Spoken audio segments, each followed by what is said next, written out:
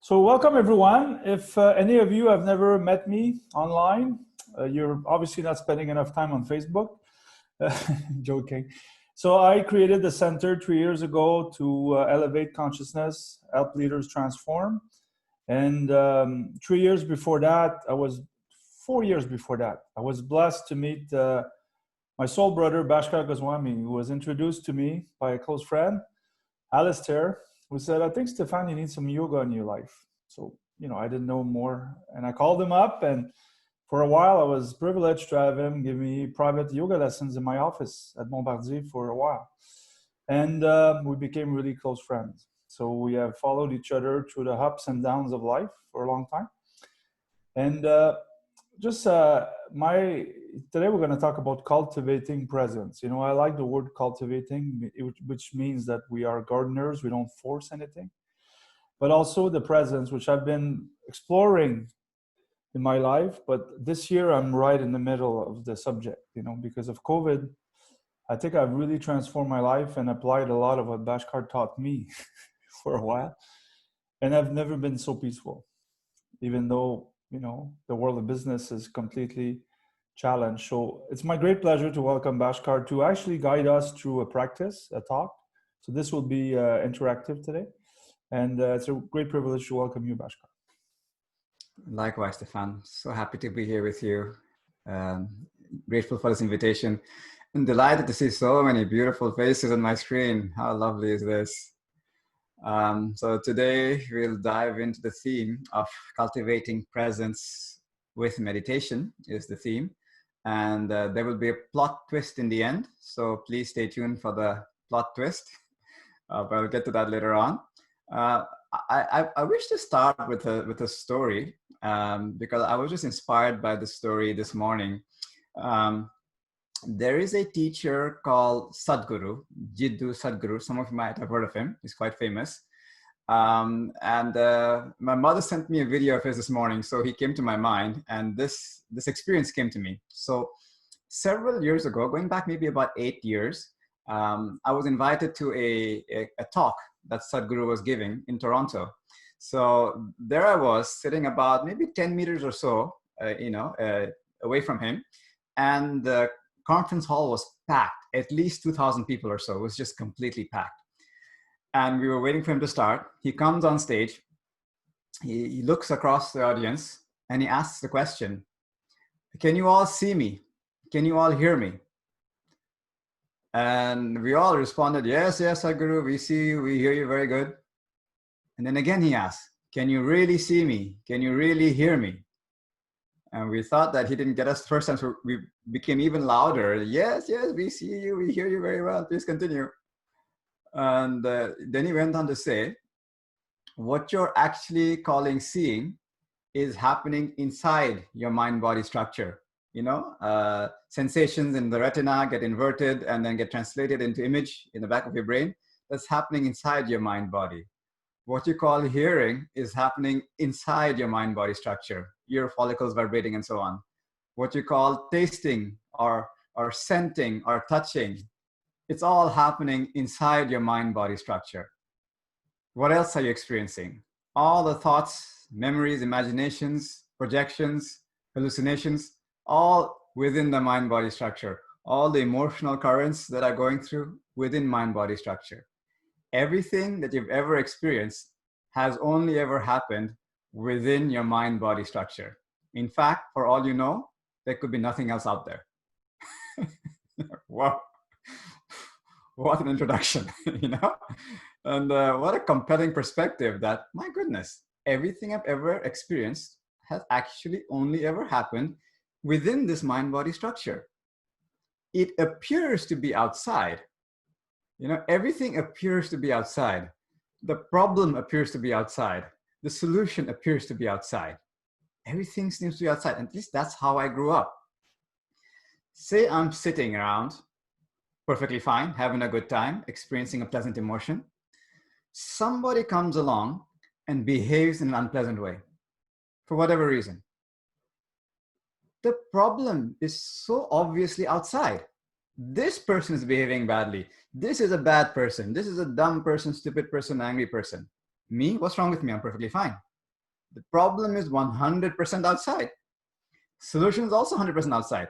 When this person fixes himself, when this situation fixes itself, then the problem goes away. The solution is outside. Now, when we become a little more mature, perhaps a little more sophisticated, a little more nuanced, we may actually start to realize, yes, this person behaved disagreeably, but look at me. I also got worked up. I also contributed to the unwholesomeness. When there's fire, instead of using water, I use more fire. It's no good, So you become more diplomatic. And then you say to yourself, okay, 50-50. Person behaved badly. I also responded badly. So 50-50. It's when we get really established in this another way of seeing what meditation essentially is, we make a very profound and humbling discovery. The problem is 100% here. And the solution is 100% here within this mind-body structure. We are constantly reacting to what's happening within this mind-body structure at the level of experience. So it becomes really important to understand what is this mind-body structure. And one way to understand it is meditation is the art and science of understanding deeply this mind-body structure we call I. So going deep within at the level of experience. And it's all the techniques to make that available to us. So having expressed that, I would love to now actually dive into a little practice. What I'm calling insight, let's actually see what that's about. So I'd love to do a little meditation experiment experience with you. And then the intention is to kind of double back on that experience and see what revealed itself in our little time of meditation together. Would that be okay? Is that all right for everybody? So we're going to do a little like a 10-minute or so practice. It's a very simple practice. So I invite us all to offer ourselves a fairly noble seated posture, if it's possible. If not, it's perfectly fine. But the intention to hold your spine straight for a duration of, let's say, 10 minutes or so. So it feels like the body is sort of supporting itself. There's an effortless elegance to our seated posture. There's also an alertness to the posture, which reflects as an alertness in the mind. And your feet, if it's possible, are planted stable and comfortably on the ground. The arms and palms can be in any comfortable position. The chin can be tucked in slightly, just to release the back of the neck. And tip of the tongue can rest lightly on that upper line between teeth and palate to keep the jaw relaxed. We're looking for an effortless elegance. And once the body has arrived in a stable and comfortable position, we now arrive with the mind by simply becoming aware of anything that is actually happening right now at the level of experience.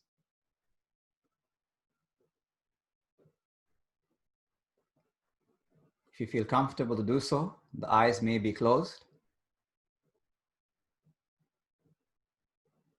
It allows us to drop into this mind-body structure, closing out the sense gates. Yet even with the eyes closed, there may be some lingering images, lights, colors, shapes.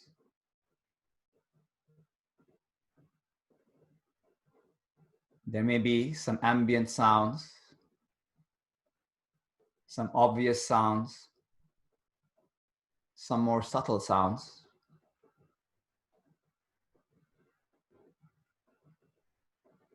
There may be an ambient scent in the atmosphere.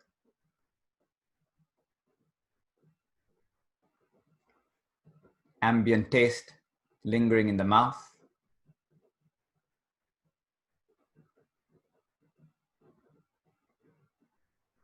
Ambient touch.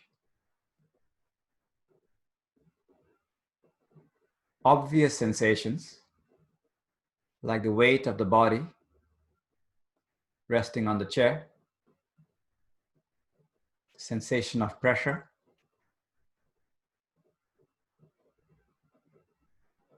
and more subtle sensations like the touch of the clothing resting on the body,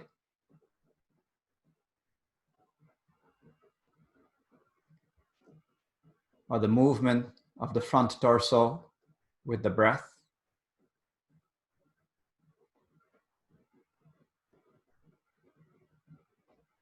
You may even feel the heart beating.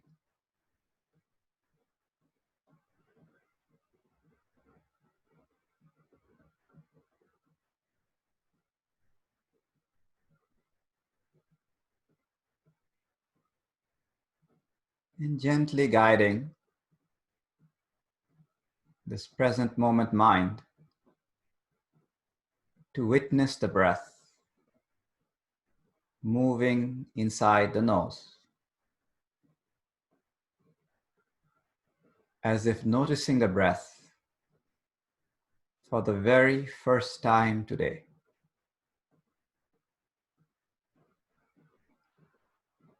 Knowing breathing is happening at the level of experience.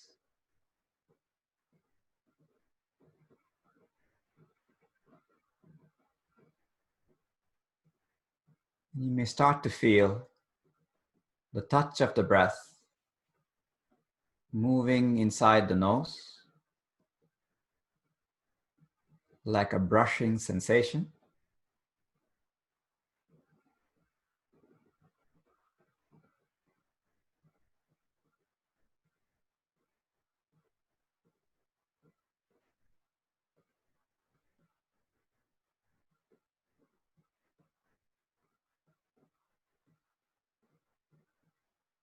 And following the next in-breath into the body, and with the exhalation, dropping the awareness inside the body,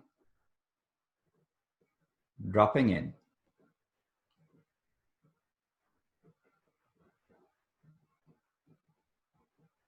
Like a searchlight beam of awareness, scanning the entire body from the inside, starting with the crown of the head, the entire region of the scalp,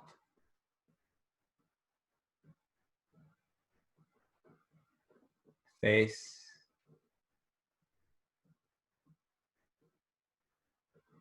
being aware of sensations,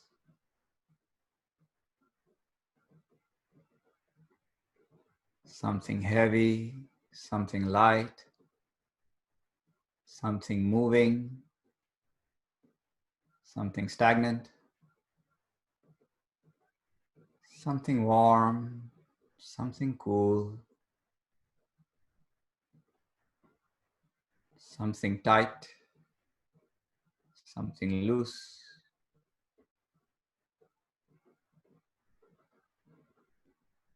Scanning the entire body, part by part, piece by piece.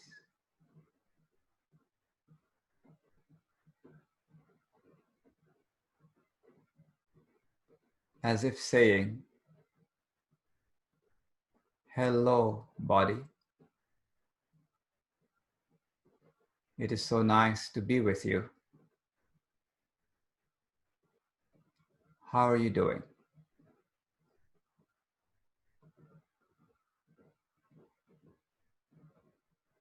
Like meeting your best friend.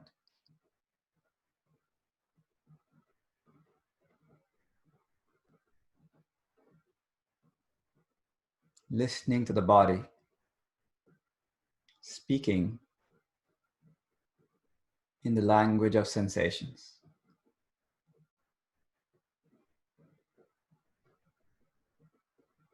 Listening generously.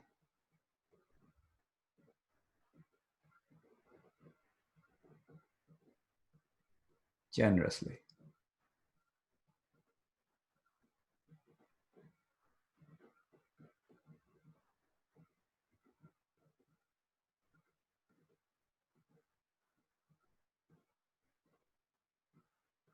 the entire body now glowing with that light of awareness.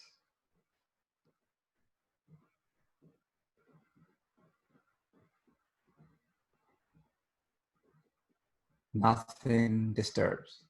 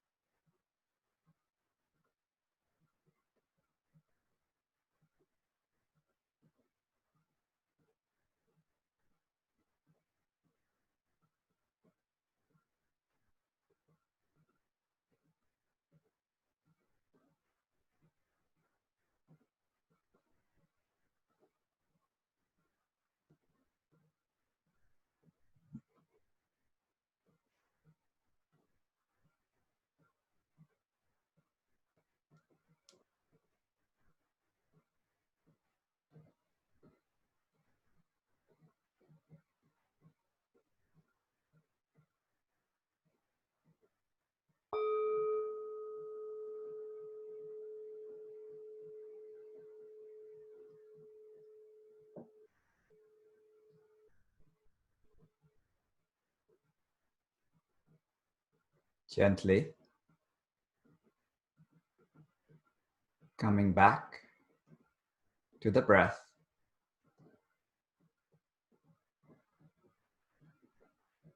Breath coming in, breath going out.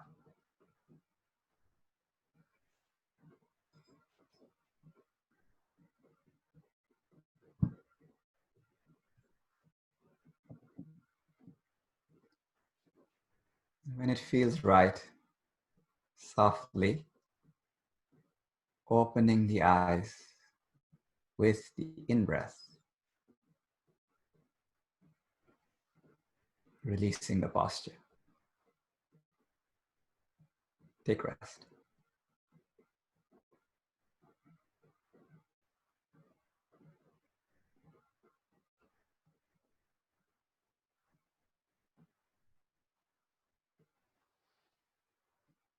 So nice to be with you. So this is what is called be a light unto thyself. So I understand that I will be speaking about the history of this practice, some of the mechanics behind it, and perhaps some insights on how to cultivate it. So here's what I hallucinate the history to be. Of course, I wasn't around then in this physical shape and form, so I cannot be sure. But the way I hallucinate is if we are to go back thousands of years, we did not really change very much from an internal perspective. Outside the skin, tremendous change. Societies, kingdoms, empires have come and gone, come and gone. But a millimeter inside the skin, nothing much has changed. The human condition has remained virtually unchanged. The various organs, the various systems, the way we access our sensory informations, the way we process our thoughts and feel our emotions, all those mechanics, right down to how every single cell operates, all of that stuff has remained virtually unchanged.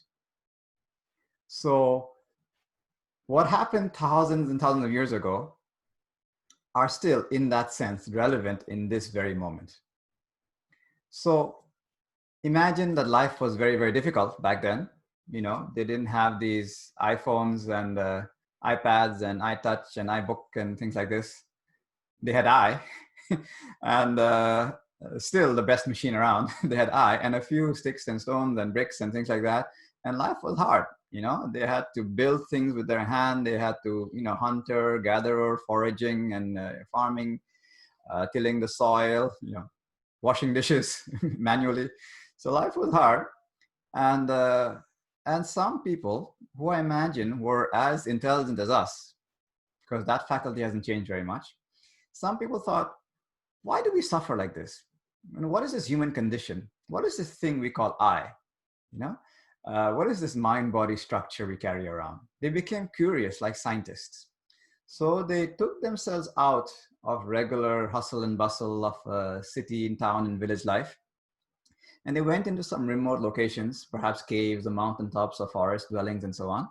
And they went deep into this mind-body structure. As a scientist, just like we did for 10 minutes, they did it for years, sometimes decades, sometimes generations. And from that self-awareness practice, self-experiencing practice, their mind became so subtle that they picked up on some very profound insights.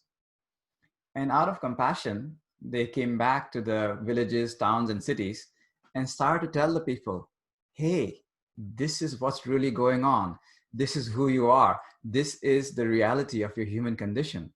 And they use profound words like Saturi and Turiya and Nibbana and Satchitananda and all these words.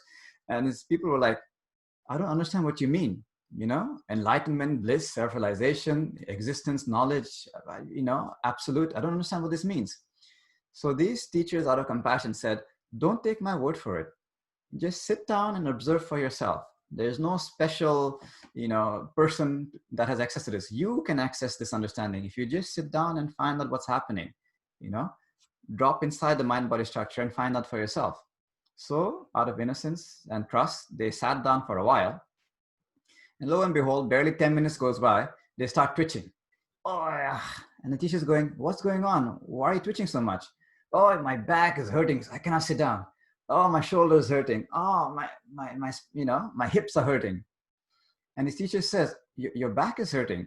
Well, then try the cobra pose or the bow pose or the wheel pose. The shoulder is hurting. Try the shoulder stand. You see? So that's how the asana practice, the physical practice of yoga came to be, to give people a physical condition where they can sit still for a meaningful duration so they could find out for themselves. So to my best understanding, according to yoga, a person who is in optimum health is somebody who can actually sit still for a meaningful duration. It sounds simple, yet really very, very problematic. I've been teaching now for over 20 years, and I've taught some top level athletes. They look like Adonis, chiseled from head to toe, but you ask them to sit for 10 minutes, they're in agony. They can't do it. So the physical practice essentially creates a condition where the body doesn't disturb you anymore. So you can actually go much deeper and have much subtler understanding of what this mind-body system is.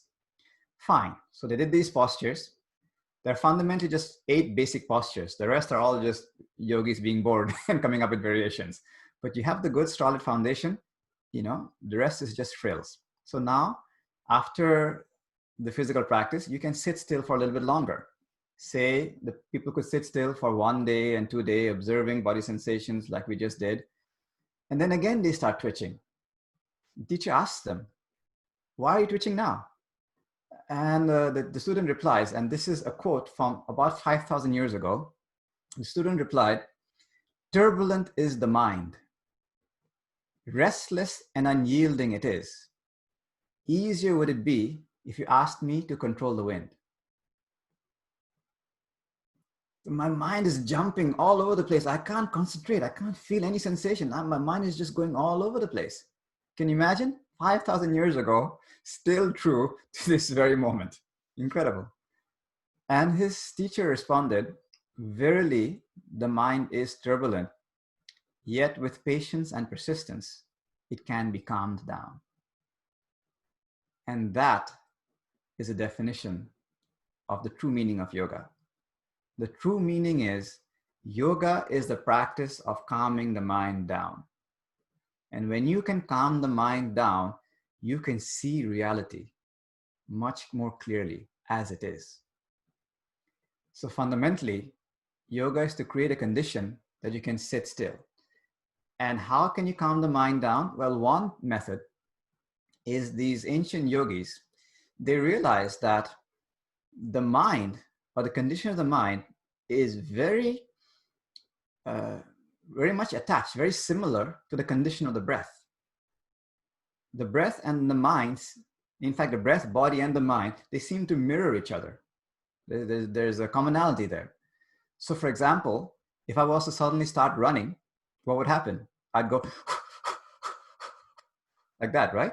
My breath is mimicking my body. If I was to lift a heavy object, I'd go like this. Tension in the breath, tension in the body, right? Now about the mind. If I'm to experience anxiety, stress, fear, phobia, anger, frustration, all those things, what's going to happen? My breath is going to lose this normalcy. It's going to become shallow, shaky, erratic, unsteady. Isn't it so? Because my mind has become unsteady. Right now, there's no imminent danger around for most of us, I hope. There's no lions, tigers attacking us. We're in a safe and comfortable place. Wonderful company. So your breath should be nice and smooth, sinusoidal. Because the body is comfortable, the mind is comfortable, the breath is comfortable. And I presume for some of you, if not all of you, when we meditated together, and it was in the later stages, if you were truly in the practice, it might have been that your breath almost disappeared. The thinnest of breaths, like it's not even there. Why? Because the body was absolutely still and the mind became almost still. So the breath became almost perfectly still. You see? So that's why the yogis prescribed what's called pranayama. Prana is vitality and yama is the extension and regulation of your vitality. Basically, as is the breath, so is the body, so is the mind. So that's how the breathing techniques came to be. And again, there are essentially 8 fundamental breathing techniques. Each have their own peculiarities and strengths. And there are many, many variations that are built on those. So now these people in the villages and towns and cities, they prepared their body, they prepared their mind, and they could go, they shut down the sense gates, what's called pratyahara in yoga, and then they start to drop their awareness inside the mind-body structure like we just did a few moments ago. So that's essentially is how the practice, I understand, came to be. And the very next step is concentration. So there is an instrument through which we explore this mind-body system. Like a magnifying glass or a microscope, these are all instruments. Just like that, the instrument of perception is our own mind's ability to concentrate. So there's a sharpness and a luminosity, a richness to our concentration, a steadiness to it. And that is cultivated first as a prerequisite. Because if the instrument is dull, you will not notice subtle things. It'll only be gross sensations you'll notice. And one very, very simple way to sharpen this mind sword is to simply observe respiration. It sounds so simple, yet it's profound in its implications. Because when you start to observe your breath, let's just dive deep into this a little bit. Let's dive deep into why the mind gets disturbed. So we're sitting to meditate, maybe you manage 10 minutes, 15 minutes, but after a while, the mind is jumping around all over the place. Why does the mind jump around? So here's a wonderful little story that I heard from a teacher called Jack Kornfield. It's called the bear trap story. The story kind of goes like this. A man is walking through a forest, perfectly calm, perfectly present, and suddenly he comes upon a metal contraption on the ground. He recognizes it as a bear trap, and immediately the thought comes in his mind, there could be bears in the forest. And then the mind goes into, what if I come across a bear in the forest? And as soon as the thought comes, there's tightness in his body, fear. He walks further along the forest, turns a corner, lo and behold, there's a big grizzly bear a few meters away. More fear in his body. What if this grizzly bear comes towards me? Story being story, grizzly bear comes towards this man. Heightened fear. What if this bear grabs me? Story being story, the bear grabs the man. Blinding fear. What if this bear attacks me? Story being story, the bear paws at his right arm. Even more fear. What if? This is the what if story. You see? It points to the understanding that fear is a what if. It's a projection. And all the hues of fear, phobia, stress, neurosis, anxiety, they're all projections. It's a what if, right? Unpleasant projections. Similarly, if one is experiencing anger, depression, guilt, shame, resentment, that's the mind rolling in the past. Oh, he said this, he's such a bad person, this unwanted thing happened, this wanted thing did not happen, she's so nasty. That's the mind rolling in the past, you see? And that's how we constantly torture ourselves psychosomatically, by rolling in past and future, pleasant, unpleasant, past, future, pleasant, unpleasant. I'll tell you another little story actually. This happened before the lockdown. I was giving a talk, leading a session on mindfulness at this company, and a fairly well-to-do company, big glass building. You know, I'm on the top floor. There's a big mahogany table in front with executives sitting on either side. I guided a practice very similar to the one we just did a few moments ago. And I asked people afterwards, checking in, hey, how are you doing? How is it for you? And one executive gentleman said, oh, Bhaskar, that was so good. I felt so calm, so centered, so present, so peaceful. You know, I had such a busy day, so much deadlines and tension. And, you know, it was very nice to have that experience. You know, it reminds me of my country house. I have a country house in Sutton. And when I'm in my country house, I feel peaceful like this. You know, it's a very peaceful place. And actually, I have not gone there for a long time, and it's falling apart. I need to go back and fix it up. So I told this gentleman with all respect and love, I said, what are you doing in your country house? The instruction was to observe breath and observe body sensation, but somehow the mind went to a country house. What happened there? And we all have our version of a country house. So mechanically speaking, what might have happened there is, for a brief moment, this gentleman experienced pure experiential presence, calmness, centered, lucid, focus, etc. As soon as he experienced that, the mind immediately went to a previous time when he experienced something like that, past pleasant, in his country house in Sutton. Then he started rolling in past pleasant. Soon it became past unpleasant because his country house is falling apart, past unpleasant. Then immediately he goes to future pleasant. I'm going to go there, I'm going to repaint it, I'm going to fix the walls, I'm going to hammer a nail and things like this. And then maybe it went to future unpleasant. Hey, I might hurt my back, you know, I need to buy equipment. All this happens in like a fraction of a second. So fast. The mind shoots in so many different directions. Can you relate a little bit? You know, we have our versions of country house, but this is what the mind tends, this thinking mind, it jumps around so much. Turbulent is the mind, restless and yielding it is. So when you observe respiration, when you observe the breath, what we're essentially doing is we're taking out the fields of past and future. Because the breathing, as you already know, can only happen now. Isn't it so? Is it possible to breathe yesterday and tomorrow? Impossible. So right away, you get direct experiential access to what's called present moment, experiential access. So these playing fields of what was and what if disappears.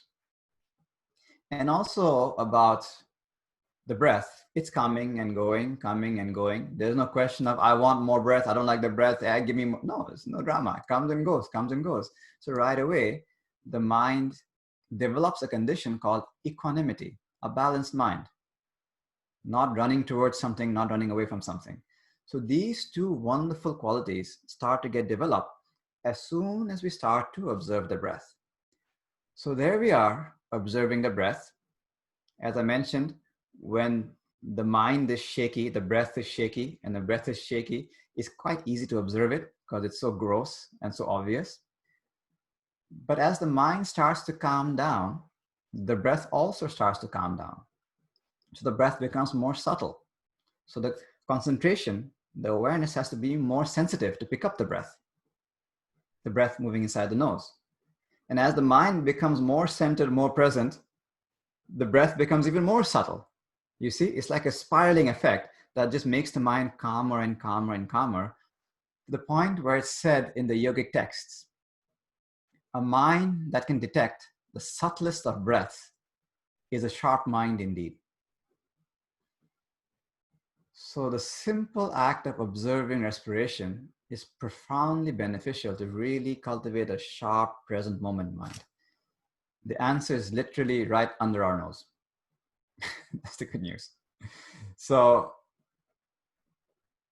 simple, but as my dear friend Stefan says, simple and complex. What I said is very simple. No leaps of intellectual gymnastics. Nothing mystical was expressed. Yet it's complex because we have become complex and we have developed a very complex mind. The mind doesn't like to be with the breath, only the breath, nothing but the breath. It's so accustomed to jumping around and having free reign on wherever it goes. There's a wonderful teacher called S.N. Goenka who uses this analogy. He says, imagine wherever you are. We are all in such various places. You know, it's incredible. Around the world, we are from various places. But imagine wherever you are, if somebody was to let loose a wild elephant. Right there in your living room, bedroom, office, whatever it might be, there's a wild elephant. Wild elephant. What's going to happen? Complete disaster, right? What a big, big mess. Big mess. Now, if you are a skilled elephant trainer, experienced elephant trainer, will you get angry with the elephant? No. Will you get depressed? No. Will you get anxious? No. If you're a skilled elephant trainer, you would be very patient and very persistent with this wild animal, right? Patience, persistence. And soon the elephant becomes trained, becomes tamed. And when an elephant is trained and tamed, what was once so dangerous to society actually becomes helpful. Even now, in the hometown I come from in Assam, India, elephants are still being used to transport heavy equipment, remove obstacles from the road and things like this. So much more true for the mind. So if you use the elephant analogy, what we are trying to do as an analogy is we're trying to make this elephant walk on a very narrow road, and we have a little string connected to the elephant. Now, if I get frustrated, I pull the string violently. What's going to happen? The elephant will throw me in the sky. I'll fall down. I'll break my head in 3 places. I've got no chance. The elephant is way too strong. But if I am patient and persistent, I'll go, no, no, no, come back to the road. Oh, no, no, come back to the road. I'll keep doing this over and over again until the elephant knows how to stay on the road. I don't even need the string anymore. It just knows.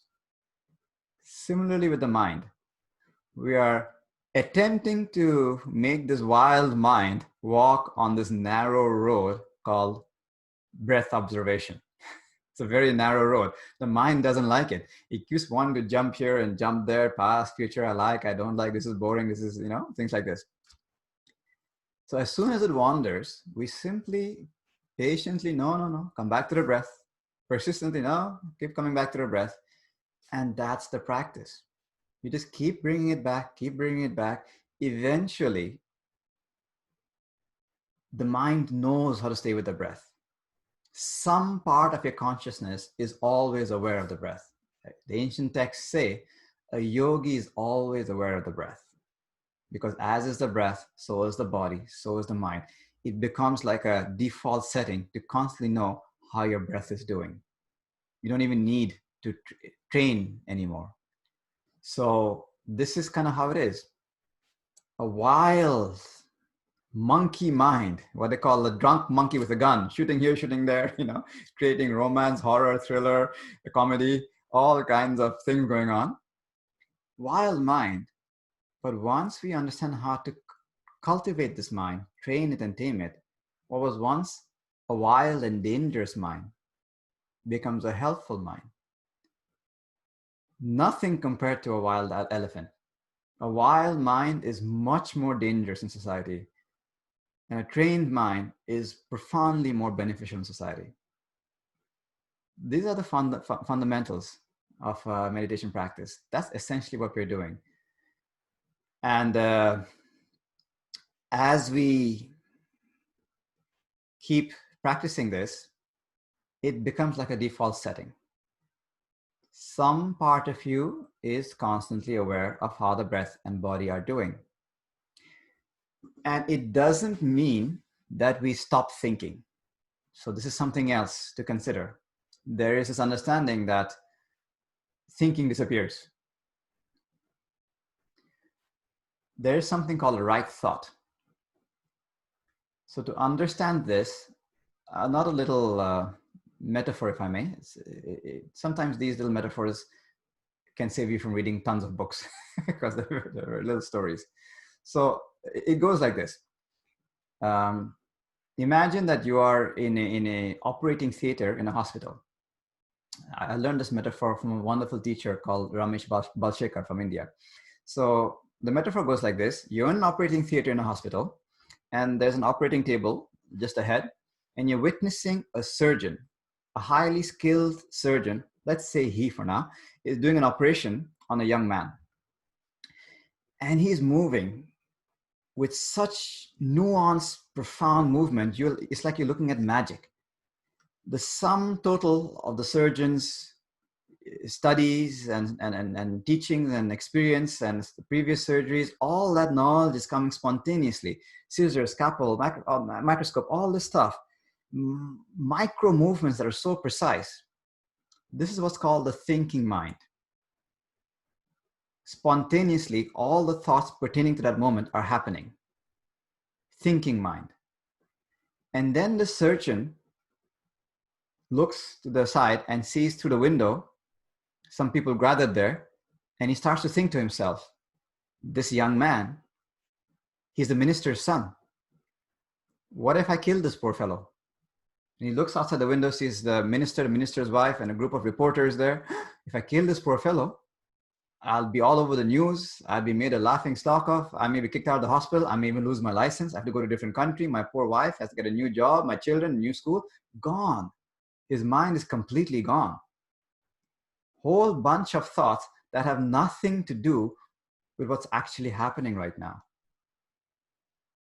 So all the saints and sages and mystics from ancient, modern times, present times, they have a perfectly functioning working mind, right thoughts pertaining to what's happening right now, coming from spontaneous action, spontaneous thought. But their thinking mind, the mind that is absolutely irrelevant to the present moment, dissolves, dissipates, diminishes, and goes away. So that is one of the effects of meditation practice. So it's not a question of not thinking. It's just the thoughts take their place as it was originally intended.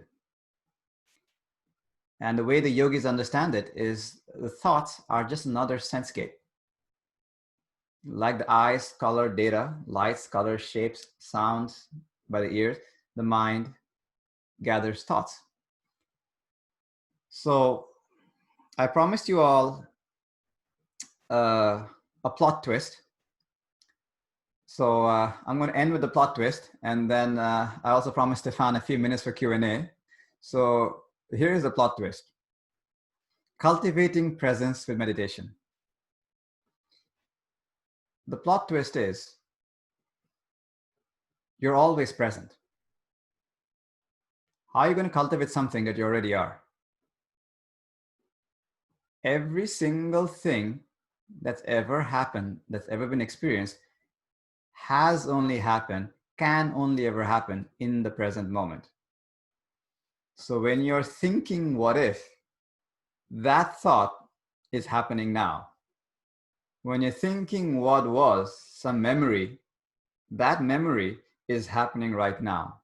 When you're dwelling in some idea, some imagination, some philosophy, that dwelling is happening right now. Everything that you've ever experienced can only happen right now. So relax. You're already present. It is impossible for you not to be present. Okay? So it's not really a question of cultivating presence in that sense. It's much more, what am I present to? What am I present to? Because whatever I'm present to, I will become. There's a simple adage that's dead on point.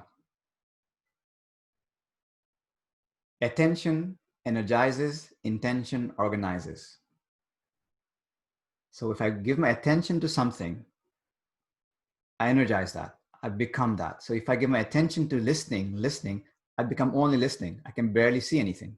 You might have experienced this. It's beautiful music. You're only listening. You can't see anything. If you're just seeing, you can't hear anything. If you're just thinking, you can't taste anything, you know? So what you give attention to, you energize and you become. So the question is, what channel are you tuned to? It's as simple as that. If you're tuned to a frequency drama channel, you'll become that. If you are tuned to the actual taste of morsels in your mouth while you eat, you become that. So in that sense, we are cultivating presence, in that we're developing our ability to direct our attention with intention. One way to look at it, that may be the best definition of free will there is. So I can go on like this, but my time is limited. So let me land for a moment and see how all this is coming. As Stefan had mentioned, this is not meant to be a monologue. We just have a few moments left. So I'd love to hear any thoughts, reflections, comments, questions.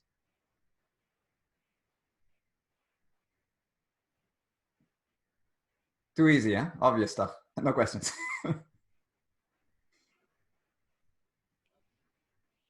Nabi, yes, please. Yes, hi.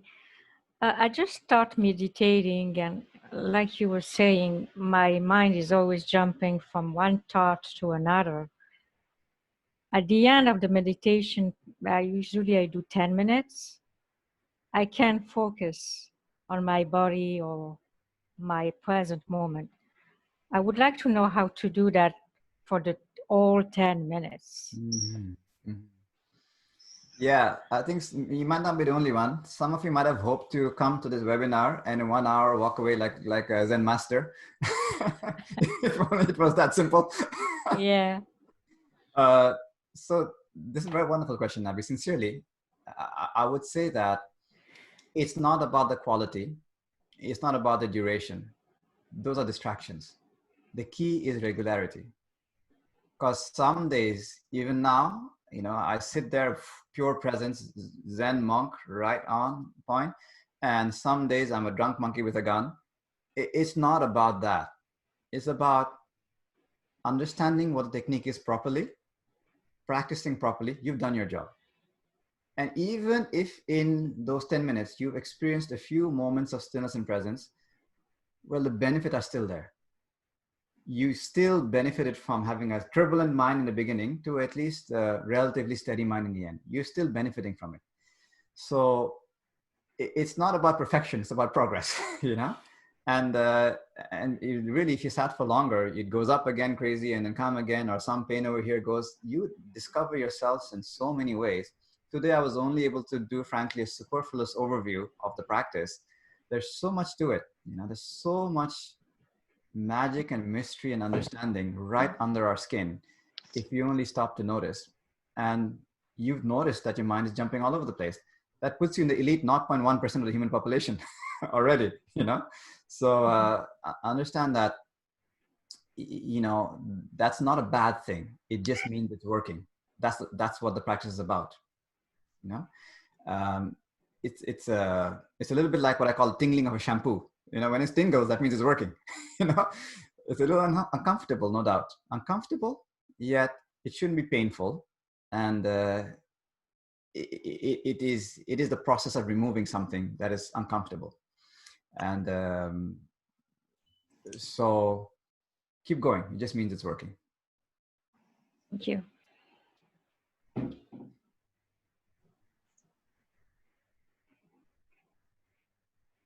Anybody else? I just don't, can I talk? Yes, please. Is it Anne? No, who's talking right now? So you said earlier, attention energizes, and then you said intention. What does intention do?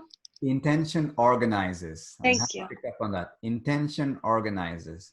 So if I look at my daughter, attention, and if I give, so for example, it's not a true example, but so happens my daughter is a dancer, and say she does a pirouette. Okay, doing a pirouette, I'm giving my attention, and she missed it. And I can say, attention energizes. I'm seeing her doing the pirouette. Intention is terrible dancer. That's one, you know, the story I give it, the perspective I give it. Or I could say, oh, a little more elevation, she would have completed pirouette.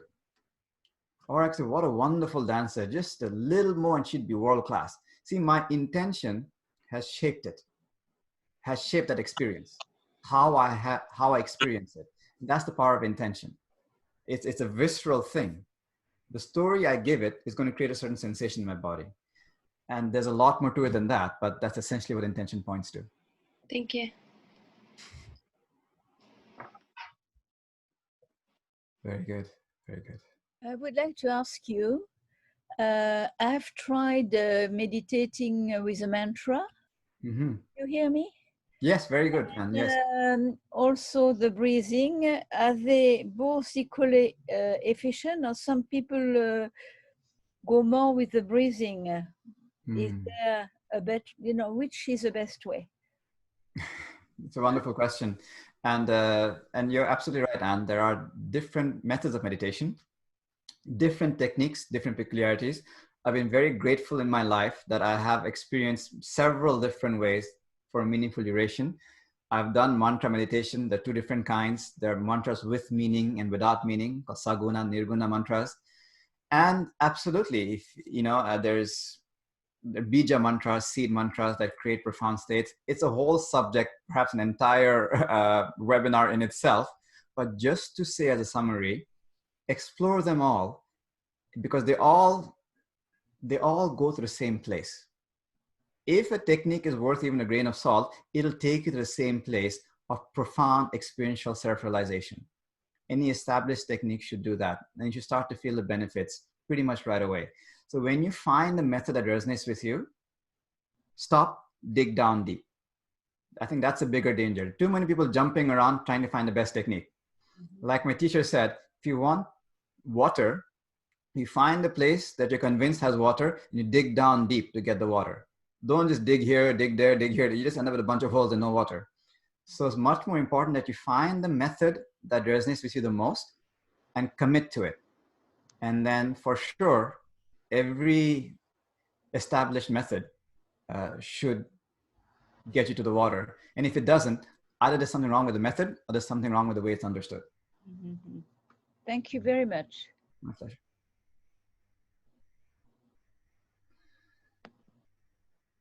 Good. Thank you, Bhaskar. Oh, someone has a question?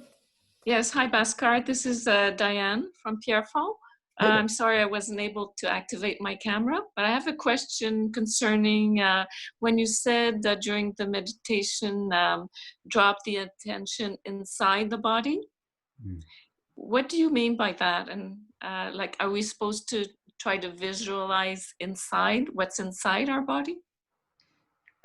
So visualization is another technique, like hypnosis is another technique. So this is not about visualizing. So you're not adding anything or subtracting anything. It's literally like right now, if you were to close your eyes, you can actually feel the breath inside your nose. And inside your nose technically is inside your body, right? It's like a bridge, isn't it? So you basically just carry it on, just follow the breath further inside.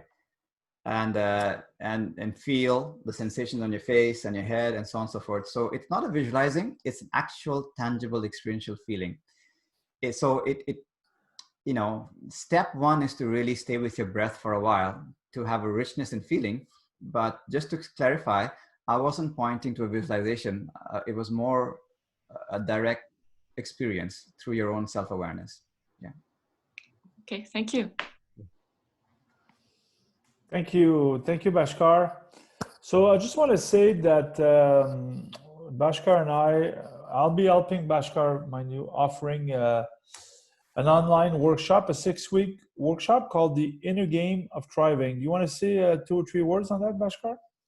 Well, it's essentially going to be a course on this method. There's so much to it. I tried to compress over 5,000 years in 50 minutes. It's not possible. But in this course, we'll dig much deeper, and it'll be a gradually progressive course on understanding this method thoroughly and how to practice it and its deep implications. So it's a full-on course as opposed to a seminar. So it'll be starting in 3 weeks, I think. It'll be held once a week at night at 8 o'clock. So I'll send you guys some details on that. And Bhaskar and I, we decided to offer COVID pricing. So it's really affordable pricing for everyone. Okay. Thank you, everyone, for spending your time with us. Thank you, Bhaskar, for the practice and the wisdom. Thank you very much. Thank you. I always Very love the enjoyable. stories. Thank you. Take care, guys. Thank you. Thank you. Bye-bye. Bye. Thank you. Thank you. Bye. Thank you.